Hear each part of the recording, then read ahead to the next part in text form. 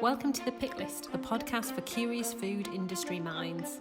Every week, we bring you our pick of articles from the world of food and grocery retail and explore what they tell us about how our food industry is changing in these extraordinary times. We chat about the major news from nationals and big trade titles, but we also love unearthing gems from niche publications and sharing brilliant, quirky food stories that change the way we think about the food we eat and produce. I'm Julia Glotz. And I'm Laura Ryan. It's great to have you with us.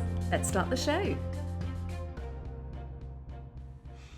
Hi Julia, it's week 12 of the Pick List, and how's your week gone? Hello Laura, it's gone really well. We have just bought a car. We've been meaning to get a car ever since we moved up to the northeast to actually finally explore Northumberland and the surrounding area as well. Now we finally have a car. We've started exploring the area. It is so beautiful. We went to the Sycamore Gap, walked along Hadrian's Wall. We've been to Druridge Bay and to Blythe Beach.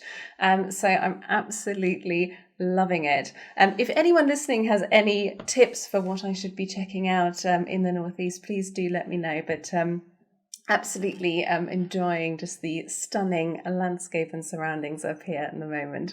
How has your week been? You're putting me to shame because there's a couple of places there you've mentioned I've never been to, so you need to be giving me some tips. Yeah, fantastic week, thank you, and exciting news for me this week. Along with a colleague in Australia, we're launching Global Meat Alliance, which is a group of 10 different organisations, predominantly levy boards around the world, plus a couple of big commercial meat processors to come together and start having a conversation about a single narrative for the meat industry, which is really exciting. So looking forward to seeing how that progresses over the next couple of weeks. Fantastic. That's really exciting to hear. I can't wait to hear what you're actually going to do with the organisation and some of the outputs that are going to be coming out of that as well. I'll be roping you in, don't worry. Now, we've got a guest on this week's show, haven't we? We do. We have Cat Gazzoli, the founder of Piccolo. Cat is so knowledgeable, such a brilliant guest. She brought fantastic articles for us to discuss and also brought some really interesting insight to some of the articles that we were discussing. So, she's been a real treat to have on the show. A fantastic guest indeed. And we've also got a sponsor. We do. Shopper Intelligence. Shopper Intelligence is the first and only syndicated measurement program built from the direct voice of food and drink shoppers, with unique store-wide metrics in dozens of categories, giving you why and how shoppers buy, not just what they buy. If you'd like more information, go to shopperintelligence.com or click on the link in the show notes. Let's start the show. Kat, welcome to the show. We are so excited to have you on. Thank you for joining us. Happy to be here. And Kat, for people who are not familiar with you, can you give us a sort of 30-second introduction to who you are and how you're connected to the food industry? Sure. I'm founder of Piccolo. It's a premium baby and toddler food brand across all the UK malts and increasing internationally now in China and South Africa. We have about 50 products from infant to about 4 years old. And before that, I was CEO of Slow Food, which is a food organization campaigning on good, fair food.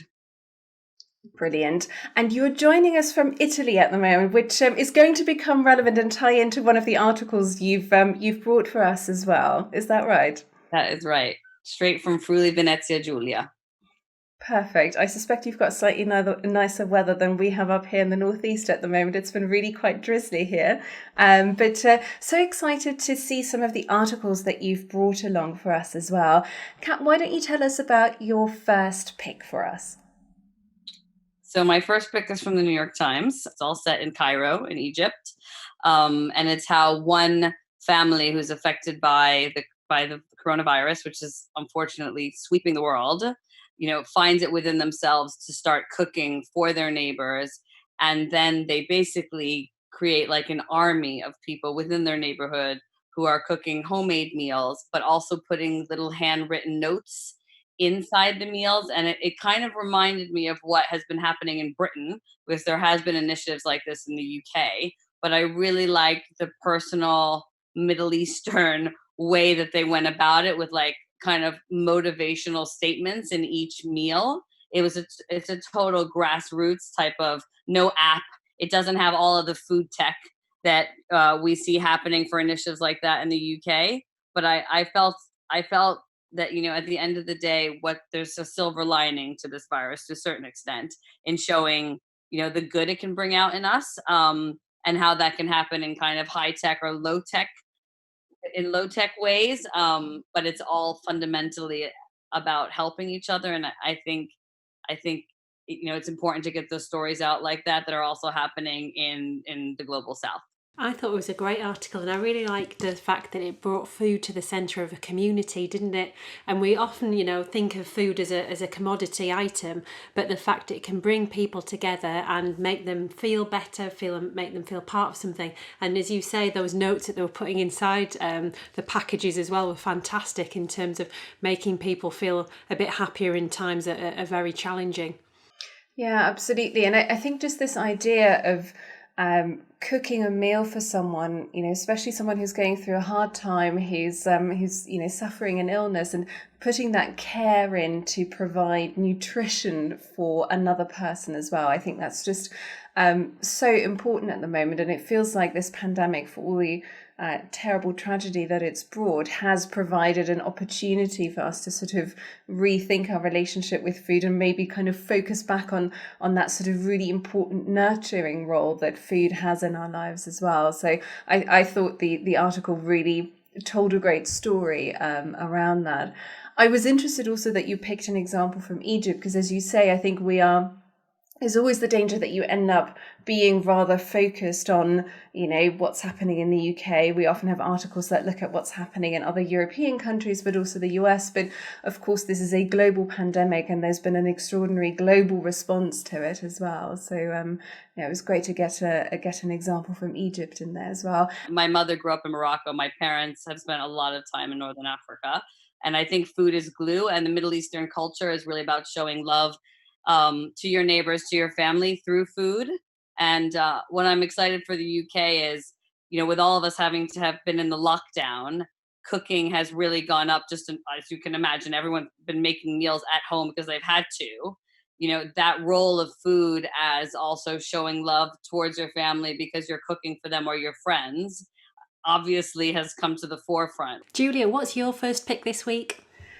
So my first pick this week is from The Guardian.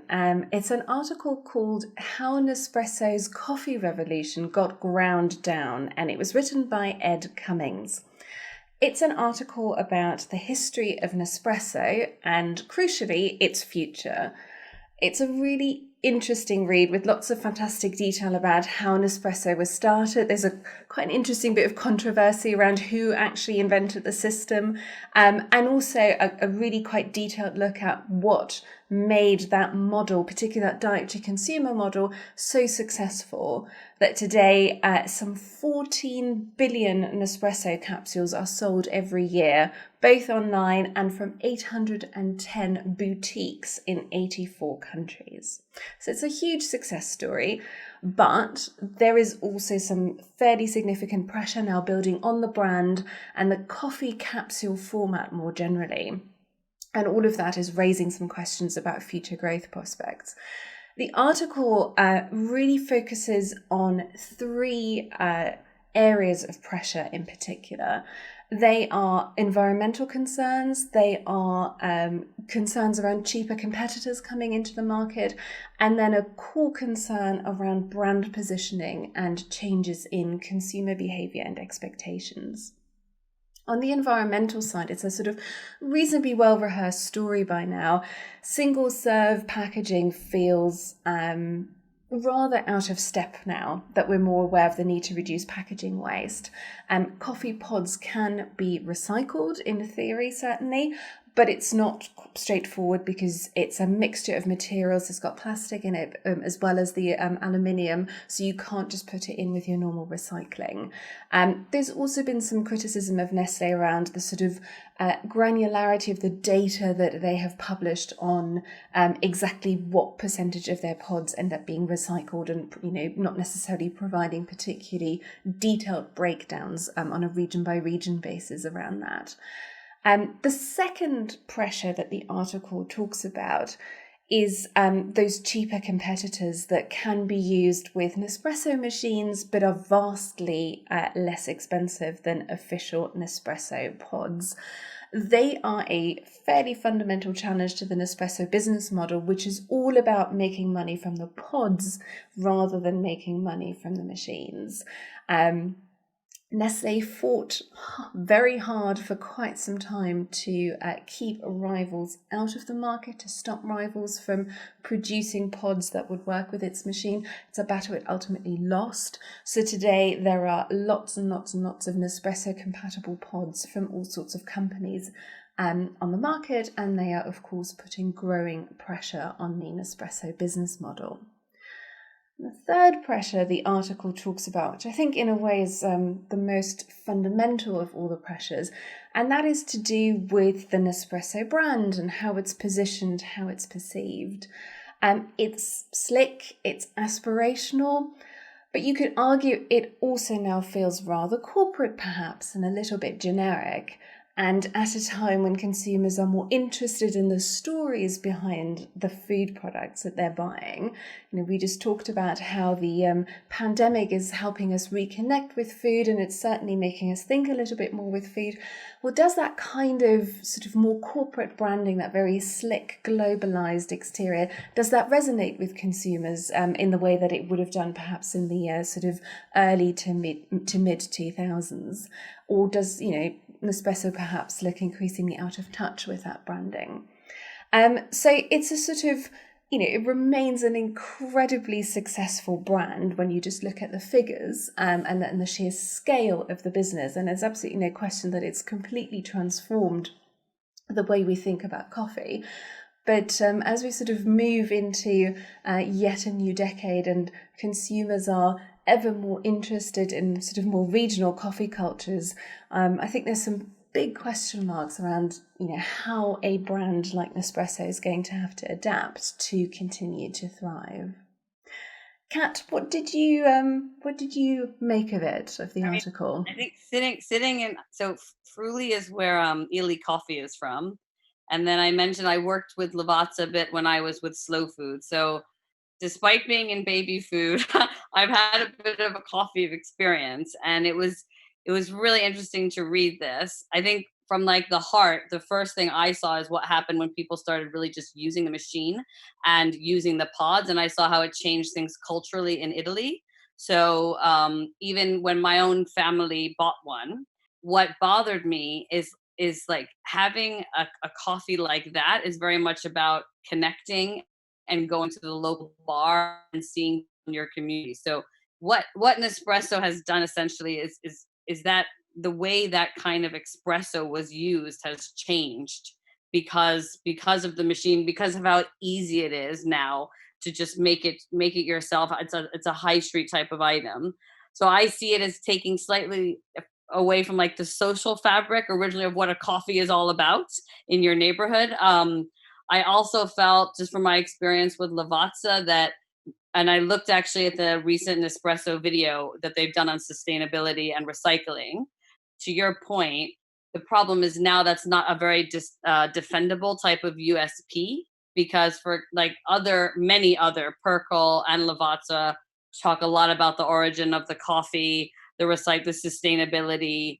So for me, what you said about it looking a bit more corporate, actually that's what is making it different to some of the other ones. On the sustainability side, I'm facing into this issue myself with like pouches. So curbside recycling is something I'm very deeply into. I think to make anything easier for a customer to be able to recycle it is always the right thing. Until you get to even partial curbside recycling, it is so hard to make it actually mean anything. You make a couple of great points there. I'm not a coffee drinker, I have to admit, and I hadn't even considered that social element. But you're totally right in terms of a brand. I guess if they're going to maintain and protect a premium position, then they've got to do something different than the rest. I guess one of the things you're mentioning there really is about tone of voice as well, isn't it? The big corporate tone of voice, is that what we want going forwards, or do we want something, as you say, other brands are doing, where it feels friendlier, it feels more personal, inviting a brand like that in your home? Laura, what's your first pick for us this week? My first pick is from Food Navigator, and it's called Frozen Sales Continue to Surge as Sector Outperforms Fresh and Chilled. And this is one of the things that we've seen, haven't we, sort of tidbits of information about the frozen category over the last couple of months, and really interesting to see how many people are going and stocking up the freezer. I know I've put a bit more in my freezer than I normally would do, particularly at the beginning of lockdown, naively thinking, yeah, that'll last me 3 weeks and then this will all be over. Anyway, what the article talks about is some Kantar figures that have just come out and figures from the British Frozen Food Federation. And they're saying over the last 3 months, there's been a 285 million increase in frozen food sales. And that equates to roughly about a 20% value increase and about 17% volume increase. So between March and June. So we're talking real serious numbers there. And this is from all products in the frozen category, everything from ice cream, vegetables and meat. So it's across the board, which is really interesting. And unsurprisingly, Iceland, the retailer, and British Frozen Food Federation have jumped on the back of this and saying we're going through a frozen food revival. And they've done an interesting piece of research. And I always think, frozen food, is that something for older generations that have got space for a freezer and, know how to defrost things and are comfortable with freezing things too.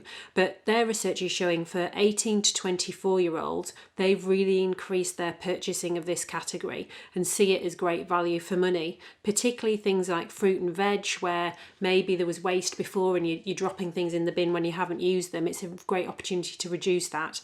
And also, interestingly, for something that I hadn't thought of, meat alternatives, and driving that opportunity to meat alternatives. And maybe later in the week, when the shelf life's gone off meat products and that's passed, then you've got a meat alternative sat in the freezer for you. Other brands, and not just retailers, have jumped on the back of this, and it's really interesting to see. Birdseye, unsurprisingly, have led this, and they have temporarily replaced Captain Birdseye, who's been their brand icon for the last 50 years, on the front of some of their packaging, particularly in Iceland. And they've run a competition for, and I like it in the story, they call it a real shopper. So not a bought-in person, called Charlotte Carter Dunn, who's 24-year-old, and she's going to be temporarily on the front of a lot of the packaging. And this has created a huge amount of PR for them, not only replacing Captain Birdseye temporarily, but also a younger female as well, to really try and connect with these younger generations that frozen food can be for them. As I mentioned, it's huge about food waste, and they're using that strongly to say frozen food can negate some of those challenges, and also trying to upskill us in terms of those basic skills about defrosting and refreezing. And then finally, the article is really interesting. It talks obviously about the UK primarily, but then broadens it up into Europe and talks about this isn't just a UK trend, but also in Europe, folks are stocking up with more frozen food, which is really interesting. And will it be something that we'll continue to see grow and new product development come on board? Kat, what do you see? And tell us as well, I'm really intrigued from a baby food perspective as well. Is frozen something that you dip into? Well, Give us your insight. it's kind of funny because historically, frozen baby food has really had its ups and downs. In baby, like, there has been new entrants in frozen. As in France, for example, Danone took a stake in like an incubator type of brand to try to get frozen baby food off in France. In the UK, you have Hain and you have Strong Roots that just moved into kids. However, like, baby is quite niche, and most people are used to being in the ambient aisle. What I thought was great about this piece, and I was happy to see, is Birdseye saying how much people dwell time were on their website on the recipe section. And I think that just goes back to obviously everyone's cooking. So now people have to think a little bit more, or else it's going to get very repetitive. So I feel like across the freezer aisle, which, Tesco has talked about being a very difficult type of place to be shopping in, people sometimes bring their kids in there just to calm them down. It does have a calming effect. But in general, it's not like a dwelling type of aisle. So especially, to be honest, in baby is an area where people dwell. They read the back of the pack. It has one of the highest dwell times in the whole supermarket. So for frozen, you kind of want to grab it. You're not like sitting there leaving the freezer door open, which means that the brands, and Bird's Eye, as you said, has done a great job. I mean, I had seen all the PR. You have to be in the consumer's mindset. They kind of have to know it's there. I personally am more of a fresh type of person. But in Italy, for example, in our family, like every week, there's a little frozen truck. There's a company that has just done incredibly well in our region that does a stop on the street across our region, and the nonnas come out and they get their frozen, they decide what to buy right there from the frozen truck. So it's kind of done slightly differently in my region, and it's like part of a ritual. But it's very good quality. So frozen, for example, here in Italy, doesn't have as much as a negative connotation. When I moved to Britain from Australia, it was interesting, like how negative the vibe was on frozen. But I definitely think that that's coming around. We get a lot of requests on how to like decant our products and freeze them into ice cubes. So I think that the trend is changing, and I'm happy for the frozen industry because, quite frankly, it's great, as Julia said, around food waste. I'm so interested to hear that you have the little frozen truck in Italy as well. So I grew up in Germany, and we had a fairly large frozen truck come round as well. I think it was a company called Bofrost, and then there was another one called Iceman as well. And yes, they would just basically do door to door kind of direct to consumer sales. And I remember my mum always stocking up the freezer. So I kind of echo what you were saying about, I think that sort of really negative connotations that that sometimes exist or have historically existed here don't necessarily exist in other markets. So there's a lot we can potentially learn from those markets and how they've sort of merchandise the categories and manage to sort of communicate quality cues around that as well. I'm thinking Picard in France as well has done a really nice job around that. I'm also really interested in what Bird's Eye was saying around some of the consumer interest in recipes and just, I guess, almost sort of general frozen preparation skills that consumers are looking for, because that to me also suggests that it's not just a distress purchase. We're in the midst of a pandemic. I need to stock up. I need something with long shelf life. I guess I'm now buying frozen. But a sort of slightly deeper level of engagement of sort of wanting to make the most of the food that has been bought. I mean, that has to be a positive signal. Kat, what's the second pick you've brought for us? It's back to Italy again, Julia. Sorry. It's I chose a piece in the FT all about um, the writer talking about her grandmother who's still alive, and the love of polenta. And it's polenta is the staple of Friuli Venezia Giulia, and it was so nice to see it featured in the FT, because I was thinking a lot about what's happening in retail right now, which is around like value and people, needing to get, let's say, more meals out of their ingredients. So we see like quite a lot of high sales in our cooking range, for example, for kids. And that is, I think, partially because, you could get 2 meals out of our sauce, or, our stock cube, those kind of items, which are really different than like a single serve type of item. Polenta is a really filling type of carbohydrate that, got this region through World War II. So the piece is all about the origins of polenta, how much this, the bonding with her grandmother when she made it, and it's served in the recipe with it's a shrimp recipe, but actually that's more like on the Trieste seaside. Once you move up to the northern part of the region, it's done in a different way, obviously with more like wild game where the mountains are, Friuli Venezia Giulia. But it is interesting because they just opened a polenta hipster type of bodega in my neighborhood in Soho. And my husband was like, "Oh my gosh, like polenta is taking over from pasta now," and it's great to see, because it is a really good, a great staple that is not as well known in Britain, or I wouldn't say very much outside of, I'm sure, like Austria. There's places in neighboring countries of Italy it's eaten, but in general. It's not like associated with Italy the way mozzarella and pasta is.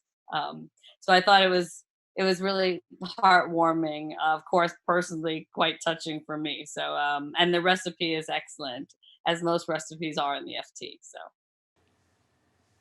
I loved it. It made me feel really hungry reading that story as well. And it's as you were saying earlier about food is glue, and that story made me think, those family values, how important that's been to reconnect us in the light of the pandemic, and also that baking and cooking, and how people have been getting the old recipes out for that they might have made with their mother and grandmother and other family members, how important that is to people. And hopefully that will stick, won't it? And people value food a lot more than they maybe have done in the past when we've been a lot more fast moving. And also, I think eating with that generational bit with grandparents. There's been so much in the press around, people not being able to see their family, especially grandparents or like older people, because they're shielding.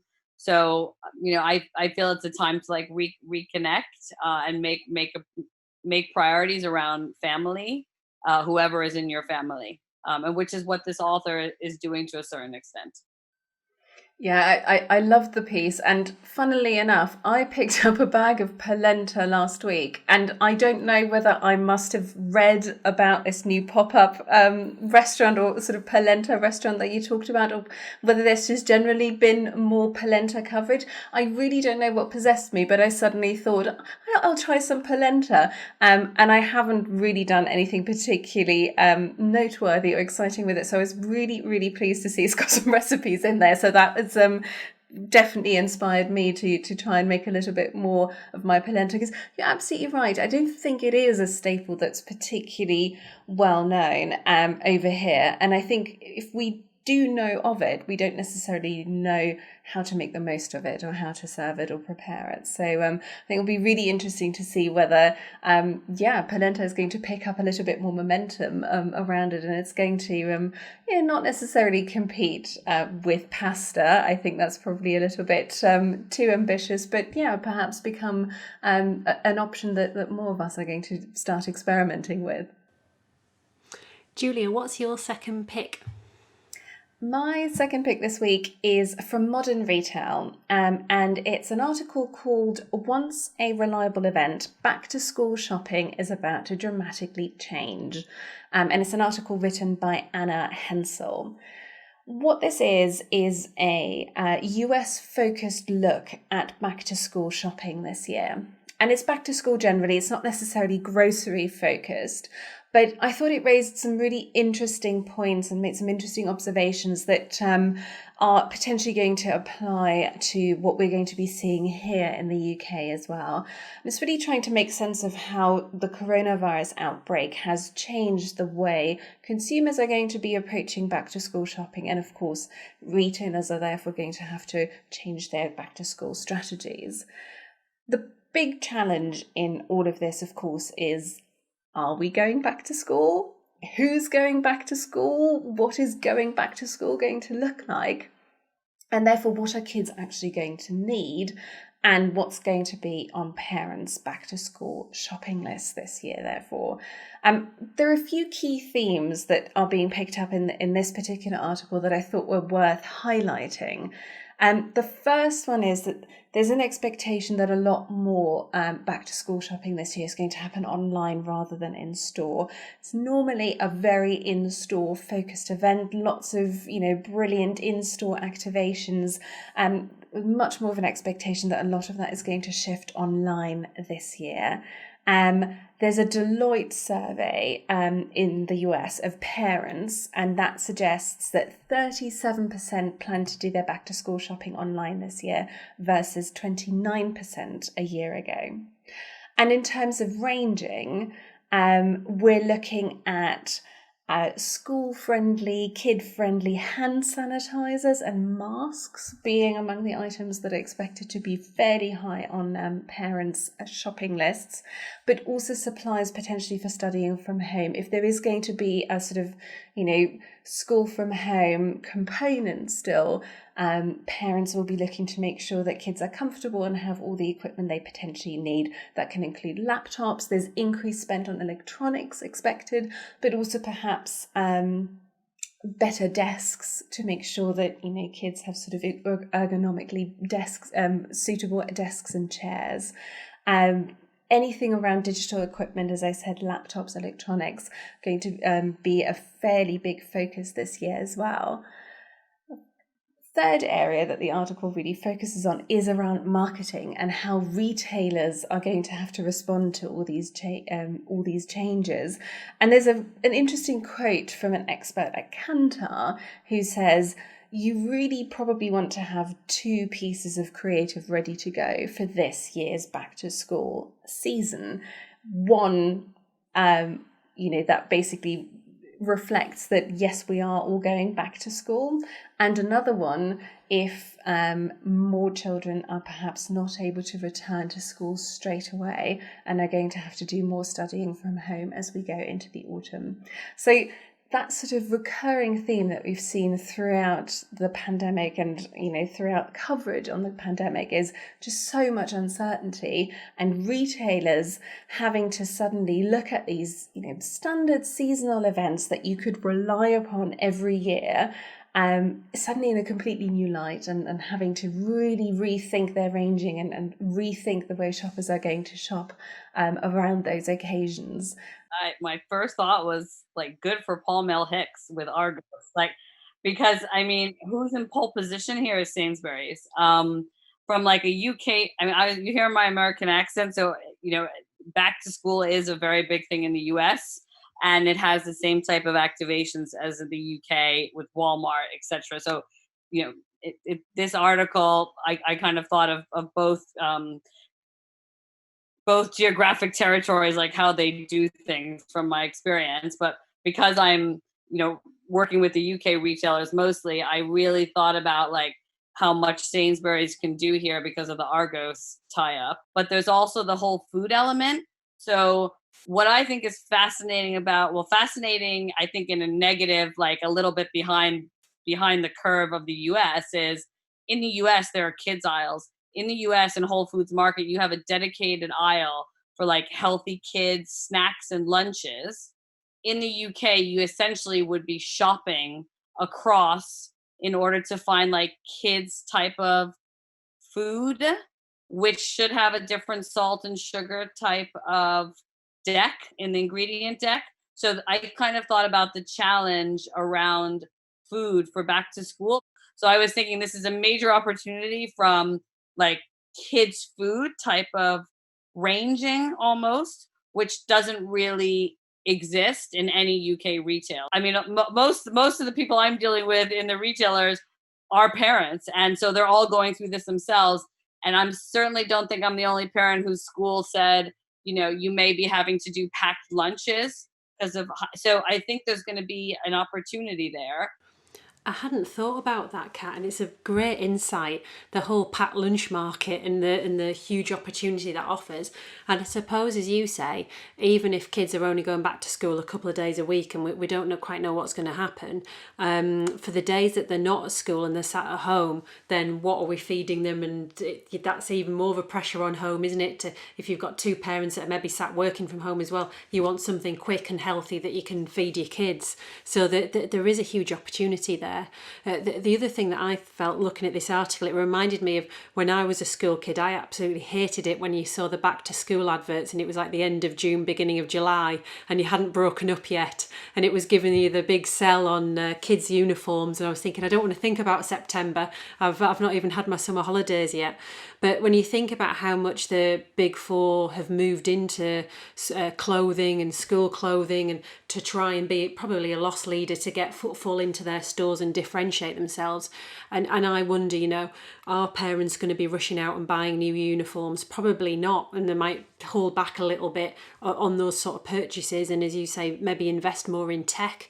And I really like that comment in the article that's saying it's going to be Chromebook led, the back to school movement, rather than uniforms and pencil cases and backpacks. Absolutely. And I think, Kat, your point about having dedicated kids food aisles in US retail, I think is really interesting, because you do wonder if we are seeing a bigger shift towards online shopping more generally anyway, but particularly around a seasonal event such as back to school. If more of that is done online, it is of course easier to curate kid-friendly food options in an online environment than it is to suddenly re-merchandise a store. Is that an opportunity there for some, some of the big four to really start differentiating themselves, and how easy they make it for parents to navigate the range and pick out options that are going to be great for kids, for packed lunches? There's a real opportunity where it could be curated in like an online aisle, because it is exhausting right now in store to figure out what is healthy for a kid, unless you're going into the fresh aisle and you're buying carrots, you're peeling them, etc. I try to do that, but sometimes I'm not able to. And just if you want to have like a healthy snack, you literally, because there isn't a kids section, there's a baby section, but the baby section kind of ends at 36 months max. You have to curate that, and those products are not normally made, they're not made for kids, but actually kids have nutritional needs at 5 and 6. Laura, what's the final article that you've picked this week? So my final article was in Reuters, but it's been covered in quite a few of the other titles this week as well, and it's entitled Diageo to launch Johnnie Walker whiskey in paper bottles in 2021. And this really caught my eye. Obviously, Diageo, being the world's biggest spirit maker, invest heavily in new product development and R&D generally, so it's always interesting to see what they're up to. And this bottle is going to be the first plastic-free bottle that exists on the market. And one of the things that really interested me about this was the company that was behind it originally, called Pilot Light, is a venture management company that has this wood pulp technology. And Diageo have worked with Pilot Light to develop this paper packaging. And what really interests me about this is some very heavy vertical collaboration going on. So this technology that they've developed is actually going to be also working with non-competing categories, including Unilever on their Lipton tea lines, and also PepsiCo too. So I was really intrigued that actually Diageo, and as it says in the article, is only using 5% of plastic in their packaging. So relatively low, although they are signed up to the UN Sustainable Development Goals to reduce that by 2025. But actually, is this a huge business model for them to be able to invest in this technology and sell it to other huge FMCGs that might be in a similar position and want to reduce their plastic usage? What do you think, Kat? Is this something that's going to take off, and the cost to invest and find a technology like this must have been hugely significant? I'm sure all the intentions are right. I think it's about getting a younger, ethical, kind of more moral compass type of customer, because with all the challenger brands in the drink space, I think it's more about appealing to a certain type of customer. I felt it was interesting that it's Johnnie Walker, and what does that mean from a consumer perspective? So I guess I read into it on the why, and I think the investment piece around it is, of course, it would make sense because it's expensive to then sell it on to non-competing multinational FMCGs. But first and foremost, I saw it as a brilliant move to try to take away, try to claw back some of the market share that you would be losing to challenger brands. Also, for it to be on shelf, like the on trade in the bars, I think it's a good talking point. So for also not just grocery sales, but for the on trade. I think it's a really interesting take. And as you say, It sort of creates a halo effect, doesn't it? Doing something that sort of has a very clear sustainability edge to it, and it does allow you to sort of position your brand perhaps a little bit more aggressively with a younger demographic. I did think the point about collaboration is quite interesting as well, because we have seen that on some other sustainable packaging innovations as well. I think there's such consumer demand for those more sustainable options that I think companies also have a lot to gain from being seen to be the kind of innovators that aren't just innovating in order to advance their own market share, but to then also share knowledge and share breakthroughs a little bit more widely in the industry. There's also the retailers that we all are our customers. So that there's the end customer, but there's also, the likes of Tesco, who quite frankly are very serious about sustainability. And it's definitely a major legacy of Dave Lewis. So I think for me, I saw it as trying to reach, a different type of customer, because I haven't seen Johnnie Walker pivot in this kind of space before as a brand. So this is a bit of a new leaf, so to speak.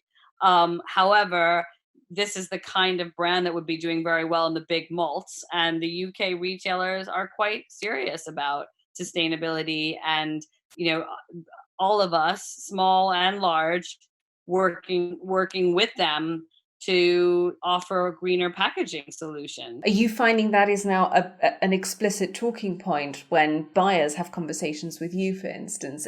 Are they interested in understanding what sort of journey you are on in terms of sustainable, recyclable pouches and things like that?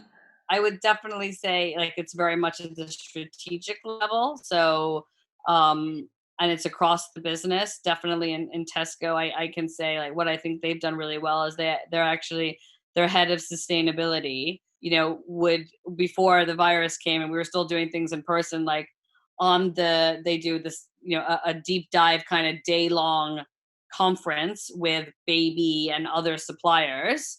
I thought it was great that they brought out their head of sustainability to speak to us for 45 minutes on everything they'd like to see from us, but what Tesco is also doing, and to have him take time out of his day to talk about that, it's very different than just the buyer talking about it. Of course, the buyers are engaging on that for sure, but I also like how they're having people who only do that. And we've seen how Dave Lewis has taken on an NED role, trustee role with WWF. So I think it's really exciting, and I think it's very authentic. Absolutely. Cat, it has been an absolute pleasure having you on. Thank you so much for joining us. It's great to hear you talk about the articles you picked, but also really fantastic to get your take and your insight on our articles as well. So thank you so much. Thank you. I've loved it. That's all we have for you this week. Thank you so much for listening. You can find links to the articles we discussed in the show notes at thepicklist.co.uk. If you enjoyed our show, please subscribe, give it a rating and leave a review. It makes a massive difference to our podcast and helps us reach more people in the food industry who'd enjoy listening to The Pick List. Thanks again for listening. See you next time.